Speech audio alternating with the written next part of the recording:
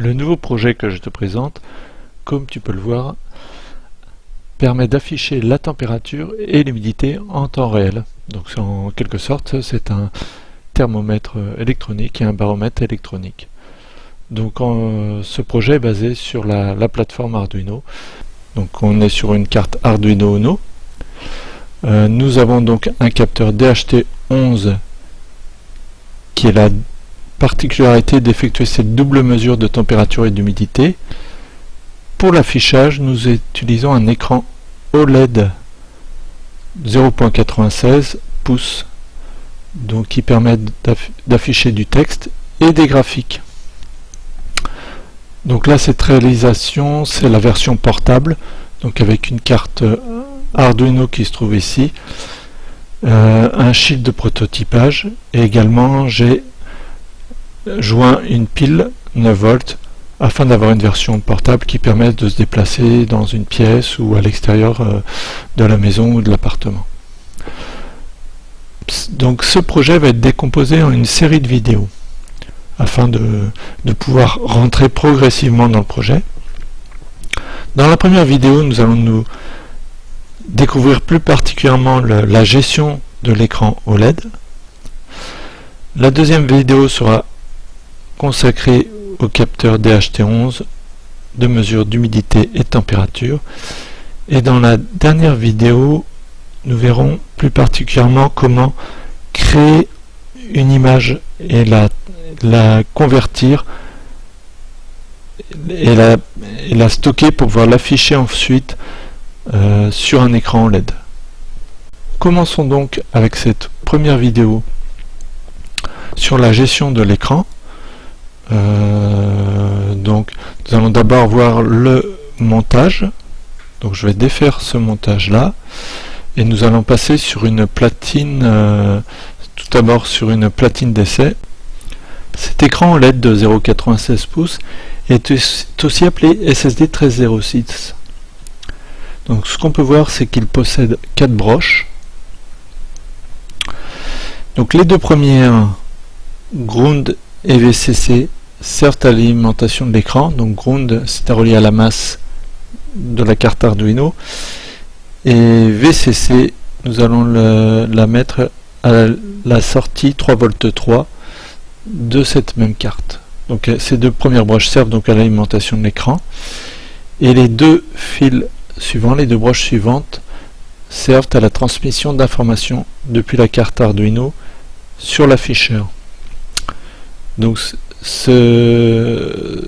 cette transmission d'informations sur deux fils est possible grâce à l'utilisation du protocole I2C par cet écran OLED. Donc c'est un des principaux avantages de n'utiliser que deux fils.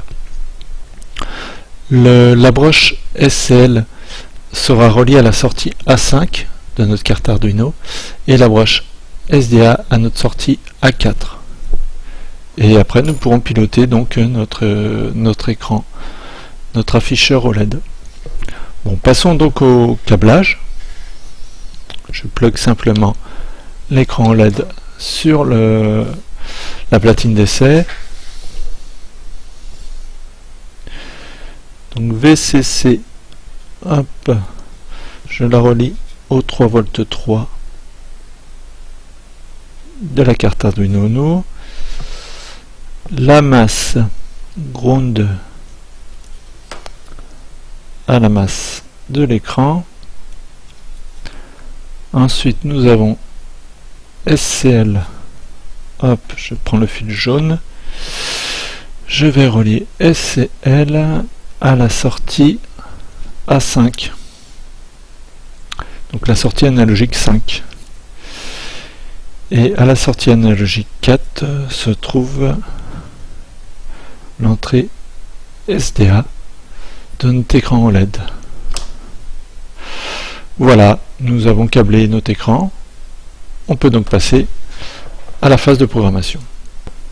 Je commence par lancer l'environnement de développement Arduino.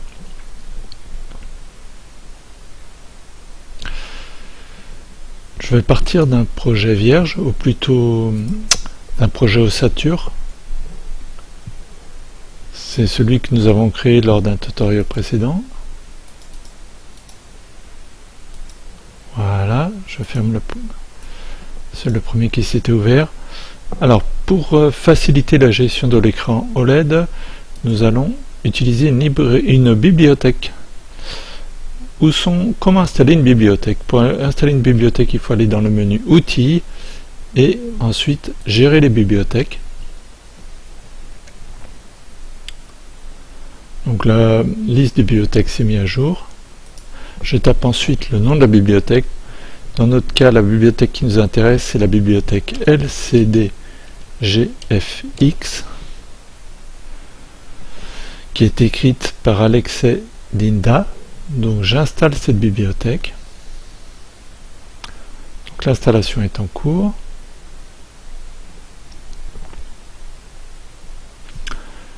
J'ai le petit label Installed qui confirme que l'installation est terminée. Je peux fermer le gestionnaire de bibliothèque. Voilà, il est fermé. Maintenant, au niveau de la rédaction du code,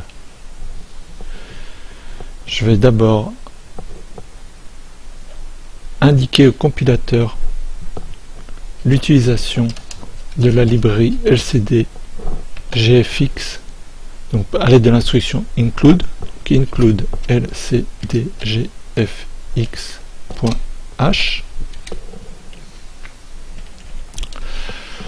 Je commence par mettre en première ligne, la ligne au-dessus, un commentaire afin de me souvenir que j'ai choisi de déclarer toutes les librairies à cet endroit-là. Ça permet de s'y retrouver plus facilement dans notre code.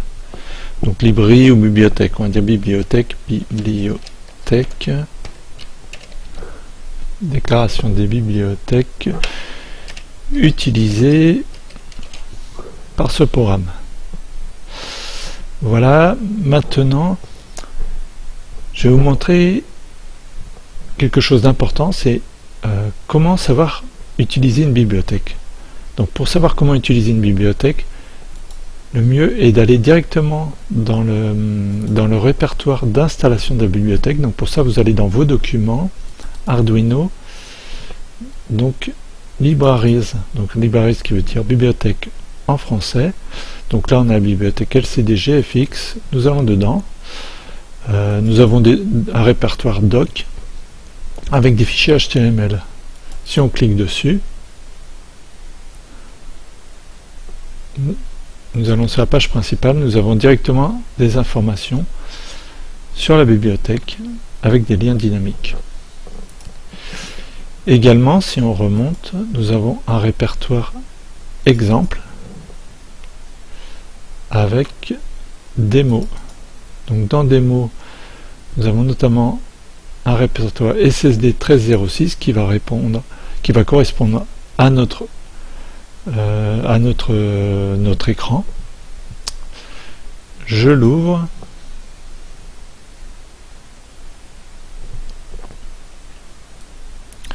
Et dedans, j'ai directement des exemples de programmes.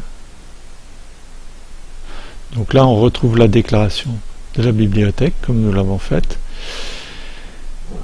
Et ici, ce que nous voyons, c'est une déclaration globale de l'objet. Donc nous allons utiliser cette ligne écrite. Voilà, donc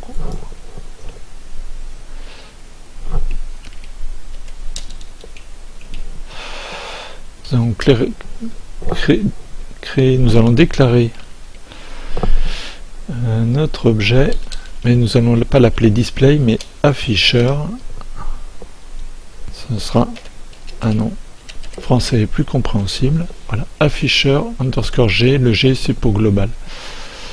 Donc on va mettre un petit commentaire dessus pour dire que c'est l'endroit où nous effectuons nos déclarations globales. Déclaration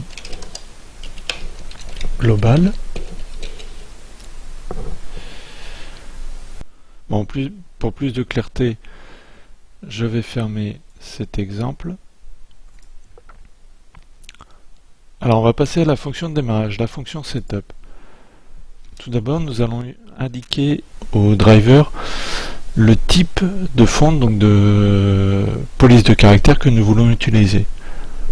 Donc dans notre projet, ce qu'on va utiliser, c'est une police de 6 points de haut, non, de 8 points de haut sur 6 de large.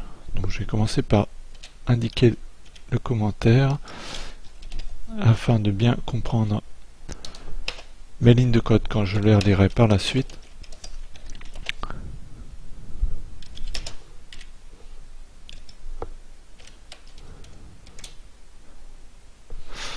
On va agrandir un petit peu.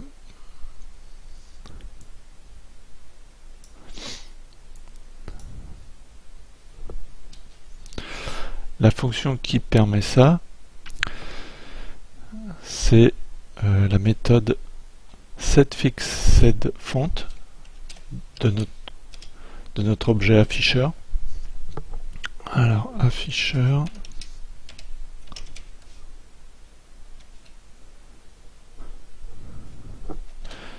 Donc, la méthode setFixedFont.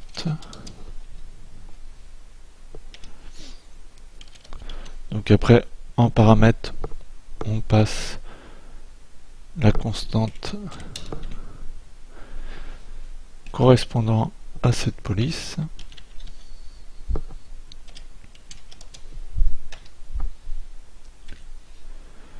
Donc la constante c'est ssd1306 fois led underscore font 6 par 8.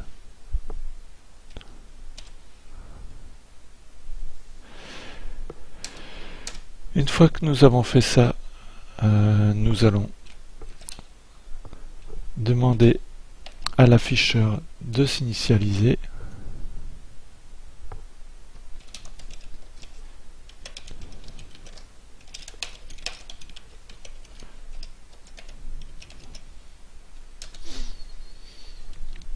Donc on reprend notre objet afficheur. On va faire un copier-coller, ce sera plus rapide. Et donc on lui dit tout simplement begin, donc on appelle la méthode begin. Voilà. Ensuite on veut effacer l'écran, parce qu'on va démarrer d'un écran propre.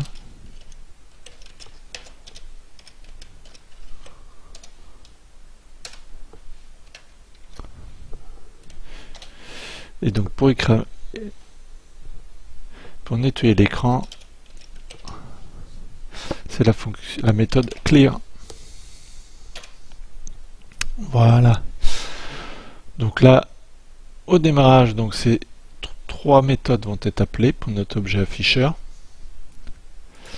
Maintenant, passons à la fonction loop, donc la fonction principale du programme qui va s'exécuter en boucle. Donc ce qu'on veut faire en fait, c'est afficher la température et l'humidité en temps réel. Donc c'est-à-dire qu'on veut, faire l'acquisition périodiquement de la température et de l'humidité sur notre capteur et afficher la valeur à l'écran. Donc là dans cette première partie on se consacre surtout à l'afficheur. Donc nous allons écrire les instructions d'affichage. Donc là encore on appelle une méthode de notre objet. Donc la méthode d'écriture c'est printFixed.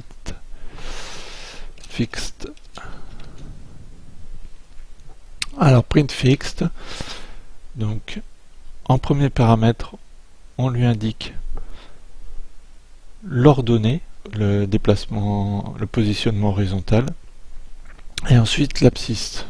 Donc au niveau de l'ordonnée on va laisser un petit décalage, une petite marge, donc on va le mettre à 5 points sur la droite.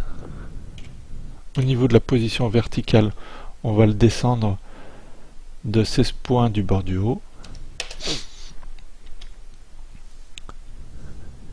Et le message, c'est température. 2 points. Bon, on ne connaît pas encore la valeur. Donc en attendant d'écrire le code pour la lecture du capteur, on va écrire XX pour la valeur et ça va être des degrés centigrades. Et le dernier paramètre, c'est le style. Donc le style, on va écrire dans un style normal.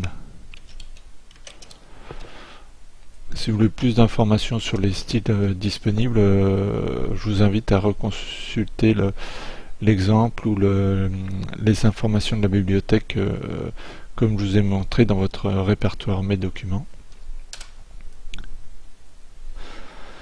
On va faire un copier-coller de cette ligne, car nous allons écrire la même chose pour l'humidité. Donc là on veut afficher l'humidité. Au niveau du positionnement, on va l'écrire un peu plus bas, donc sous la première ligne. Donc on va décaler de 42 points par rapport à la marge du haut. Et voilà. Alors une fois qu'on aura affiché ces valeurs-là, avant de refaire l'acquisition, on va faire une pause, une attente, afin de ne pas faire trop scintiller l'écran. Donc on va attendre 2 secondes. Donc pour cela on appelle la fonction delay, qui a, je le rappelle, a des paramètres en millisecondes. Donc delay 2000. Une fois qu'on a attendu ces 2 secondes, nous effaçons l'écran.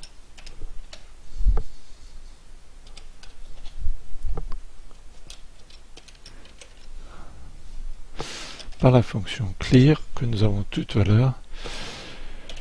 Et ensuite, ça nous permettra de reboucler. Bon, pour cette gestion de l'écran OLED, nous avons fini notre programme. Je vais donc vérifier que tout compile bien.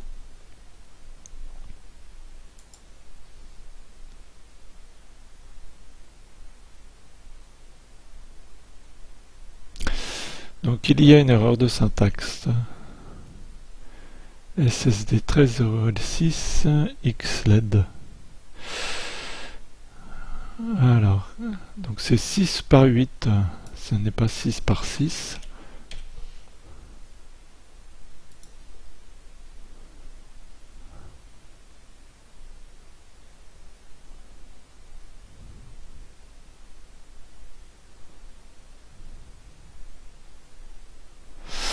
Notre programme est bon. Je vais donc pouvoir transférer le programme dans la carte Arduino.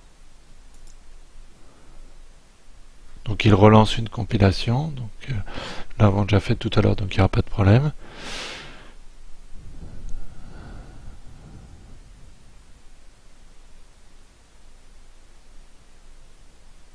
Le téléversement est terminé. On va donc pouvoir regarder le résultat. Alors, quel est ce résultat? Donc, nous avons bien notre première ligne température avec la valeur XX exprimée en centigrades et ensuite l'humidité. Bon, l'humidité, on voit qu'il y a une petite erreur, c'est qu'on a mis c'est dû au copier-coller, on a mis un C, mais c'est pas en centigrades, c'est en pourcentage. Donc ça, je vais le corriger tout de suite. Donc on va corriger notre ligne d'affichage d'humidité. Alors l'humidité, comme on a dit, s'exprime en pourcent. Voilà, donc je vérifie donc le port, on est bien sur le port 3, tout va bien. Je vais pouvoir directement lancer le téléversement. De toute façon, la compilation s'exécute avant. Alors on va pouvoir vérifier notre programme modifié. Donc nous avons bien le pourcentage de l'humidité ici. Donc c'est bon, c'est terminé pour cette vidéo. Donc la première étape de notre afficheur en temps réel de température et d'humidité. Dans la seconde, nous allons voir comment gérer le capteur DHT11 qui va nous permettre d'acquérir ces valeurs. Voilà.